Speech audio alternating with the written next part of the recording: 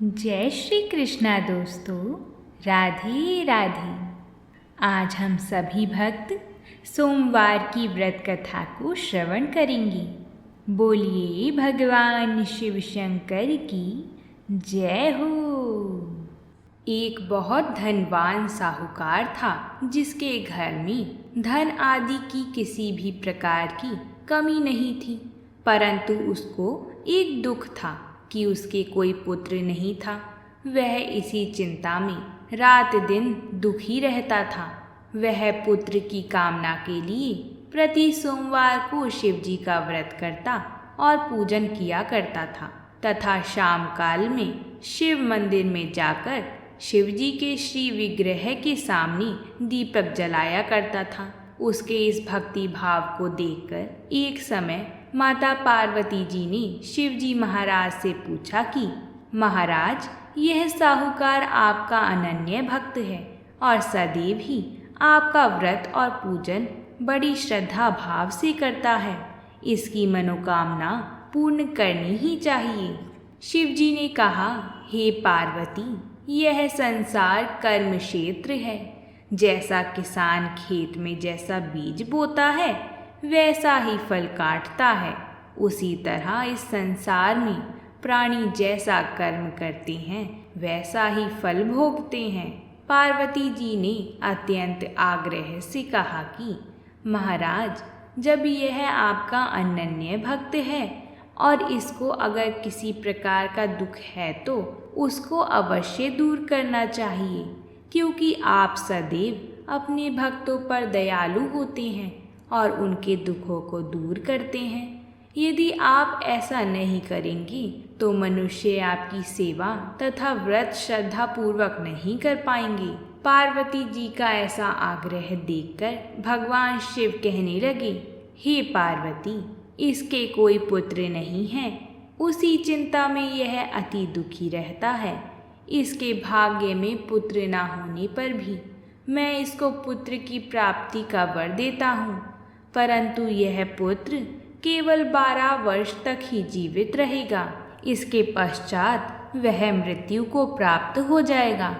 इससे अधिक और कुछ मैं इसके लिए नहीं कर सकता। यह बात जब साहूकार को पता चली तो उसे ना ही प्रसन्नता हुई और ना ही दुख हुआ। वह पहले जैसे ही शिव जी महाराज का व्रत और पूजन करता रहा। कुछ काल व्यतीत हो जाने पर साहूकार की स्त्री गर्भवती हुई और 10वें महीने में उसके गर्भ से एक अति सुंदर पुत्र की प्राप्ति हुई।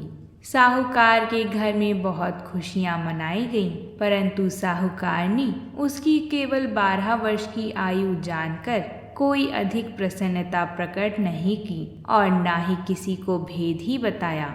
जब वह बालक 11 वर्ष का हुआ तो उस बालक की माता ने उसके पिता से विवाह आदि के लिए कहा, तो वह साहूकार कहने लगा कि अभी मैं इसका विवाह नहीं करूँगा, अपने पुत्र को भगवान की नगरी काशी में पढ़ने के लिए भेजूँगा। फिर साहूकार ने अपने साले अर्थात बालक के मामा को बुलाकर उसको बहुत सा धन देकर कहा, तुम इस बालक को काशी में पढ़ने के लिए ले जाओ और रास्ते में जिस भी स्थान पर रुको वहाँ यज्ञ कराते और ब्राह्मणों को भोजन कराते हुए जाना।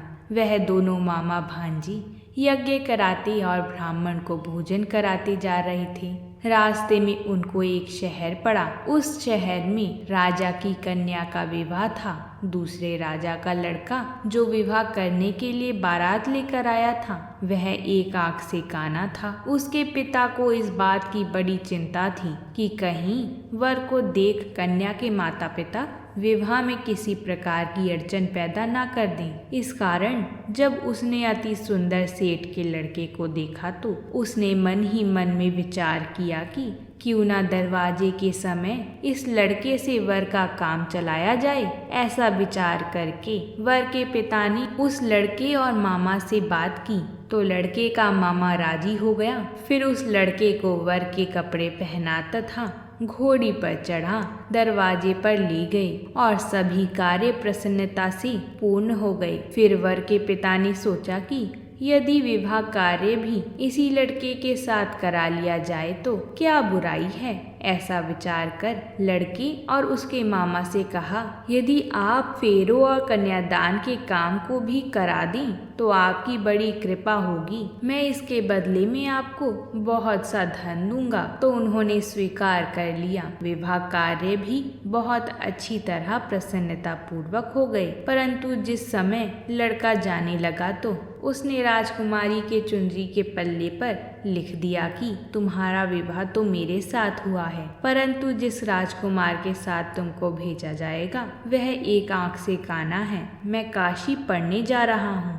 लड़के के जाने के पश्चात राजकुमारी ने जब अपनी चुनरी पर ऐसा लिखा हुआ पाया तो उसने राजकुमार के साथ जाने से मना कर दिया और कहा कि यह मेरा पति नहीं है, मेरा विवाह इसके साथ नहीं हुआ है, वह तो काशी जी पढ़ने गए हैं। राजकुमारी के माता पिता ने अपनी कन्या को विदा नहीं किया और बारात वापस चली गई। उधर सेठ का लड़का और उसका मामा काशी जी पहुंच गए। वहां जाकर उन्होंने यज्ञ कराया और लड़के ने विद्या प्राप्त करना प्रारंभ कर दिया।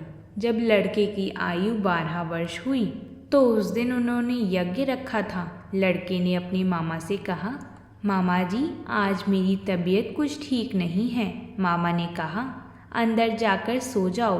लड़का अंदर जाकर सो गया और थोड़ी देर में उसके प्राण निकल गए। जब उसके मामा ने आकर देखा तो कि वह मर गया है तो उसको बड़ा दुख हुआ और उसने सोचा कि अगर मैं अभी रोना पीटना मचा दूंगा तो यज्ञ का कार्य अधूरा रह जाएगा। अंततः उसने जल्दी से यज्ञ का कार्य समाप्त कर ब्राह्मणों के जाने के बाद रोना पीटना आरंभ कर दिया। संयोगवश उसी समय शिव जी और माता पार्वती जी उधर से जा रहे थे। जब उन्होंने जोर जोर से रोने की आवाज़ सुनी, हे स्वामी, कोई दुखिया रो रहा है, इसके कष्ट को दूर कीजिए। जब शिव जी और माता पार्वती ने पास जाकर देखा तो वह वही लड़का मुर्दा पड़ा हुआ था।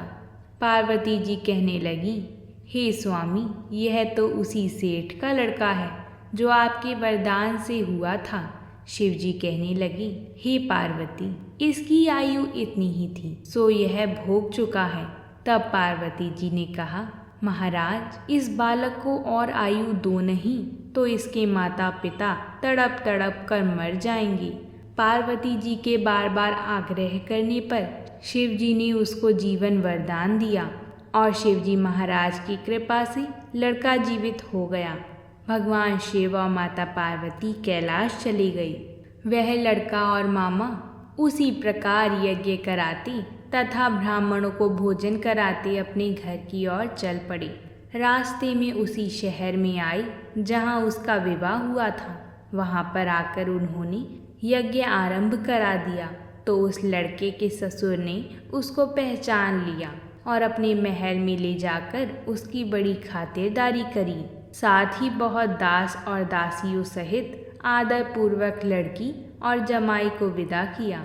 जब वह अपने शहर के निकट आई तो मामा ने कहा, मैं पहले घर जाकर खबर कर देता हूँ। जब उस लड़के का मामा घर पहुँचा तो लड़के के माता पिता घर की छत पर बैठे थे और यह प्रण कर रहे थे कि यदि हमारा पुत्र सकुशल लौट आया तो हम राजी खुशी नीचे आ जाएंगी, नहीं तो छत से गिरकर ही अपने प्राण दे देंगी।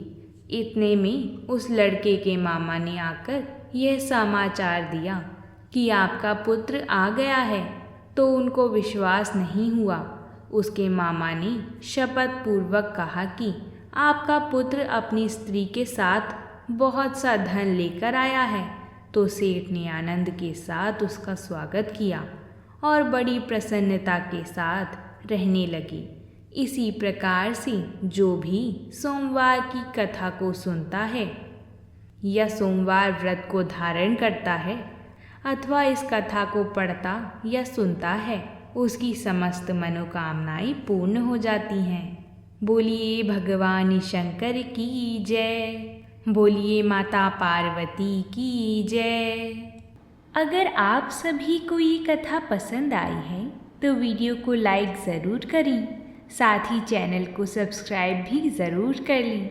हम आप सभी के लिए ऐसी ही व्रत से जुड़ी कथाएं लाती रहती हैं। तो प्रेम से बोलिए भगवान शंकर की जय हो।